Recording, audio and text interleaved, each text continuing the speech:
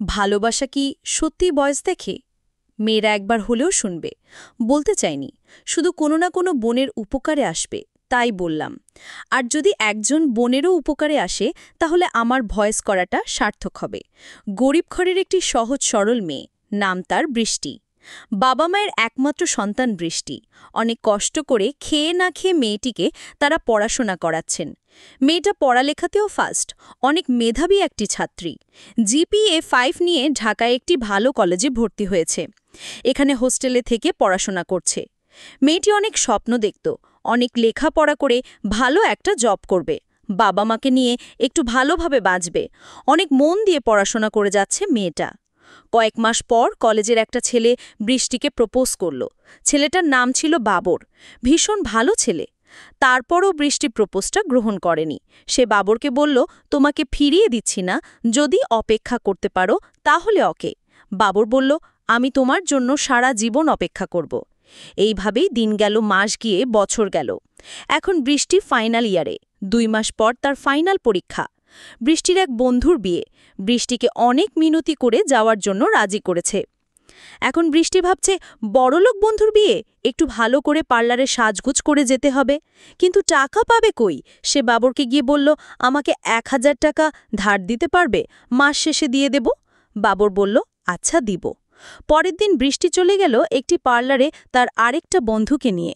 জীবনের প্রথম গেছে সে পার্লারে সাজতে। আর সেই পার্লারের মেয়েটা ছিল একটা খারাপ মেয়ে। টাকাওয়ালা ছেলেদের সাথে মেয়েটির হাত ছিল। সেই সুন্দর সুন্দর মেয়েদেরকে ফাঁদে ফেলে ওই পয়সাওয়ালাদের কাছে পাঠিয়ে দিত। বৃষ্টি তার ফাঁদে পড়ে গেল। বৃষ্টিকে বলল, আপু, আপনি উপরের রুমে চলে যান, ওখানে স্পেশাল সাজ দেওয়া হয়, আর এখানে সিটও খালি নেই। সে চলে গেল উপরের রুমে। আর যেতেই রুমের ভেতর 3টা ছেলে ছিল। দুজনে বৃষ্টির মুখে কাপড় দিয়ে বেঁধে নিল, একজনে দরজা লাগিয়ে দিল। পরে মেয়েটিকে দুজন ধরে রাখল, একজন ধর্ষণ করল। ছি, এরা আবার নিজেকে পুরুষ বলে? 3জন মিলে বন্ধলুমে একটি অসহায় মেয়েকে রেপ করে এদেরকে হিজড়া বললে হিজড়াদেরও অপমান করা হবে। ওরা তো পশুর চেয়েও জঘন্য। ভাবতে অবাক লাগে, ওরাও কোনো মায়ের গর্ভে জন্ম নিছে। ধিক্কার জানাই এই রকম পুরুষদের।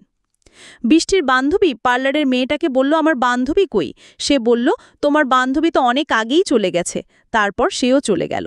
ওরা বৃষ্টিকে 2 দিন রেপ করে ছাড়ল। মেয়েটি তখন আধ মরা। কি করবে? গিয়ে বান্ধবীকে সব বলল। বান্ধবী বৃষ্টিকে নিয়ে থানায় মামলা করল।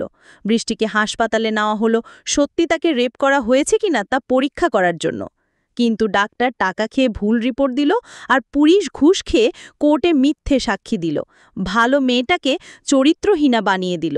এই হলো আমাদের দেশের আইন ব্যবস্থা, যেখানে শুধু বড়লোকরাই বিচার পায় আর গরিবের কোনো বিচারই নেই। ভাবতে অবাক লাগে, এই দেশে যাওয়ার জন্য আমি প্রবাস থেকে ছটপট করি।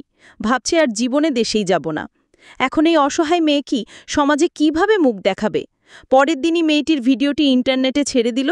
গ্রামের মানুষরা দেখে মেয়েটির বাবা মাকে অনেক অপমান করছে আর বলছে, তোমরা শহরে পড়ার নাম করে মেয়েটিকে দিয়ে খারাপ কাজ করাচ্ছ। ছি ছি। গ্রামের লোকের অপমান সহ্য না করতে পেরে বৃষ্টির বাবা মা দুজনেই বিষ খেয়ে সুইসাইড করলেন। বৃষ্টি সেই কথা শুনে সেও গলায় দড়ি দিয়ে সুইসাইড করল। আর বৃষ্টি মারা যাওয়ার পর বাবরটাও পাগল হয়ে গেল। 4টা প্রাণ আর একটা ভালোবাসার ঘর অকালে ঝরে গেল। শেষ কথা, সব বোনদের অনুরোধ করে বলছি যে তোমরা অপরিচিত কোনো পার্লারে একা কখনো যাবে না। আর গেলে নিজের ভাই অথবা বোনকে নিয়ে যাবে, কারণ আপন তো আপনই। কে জানে এরকম ঘটনা কার জীবনে ঘটে যায়।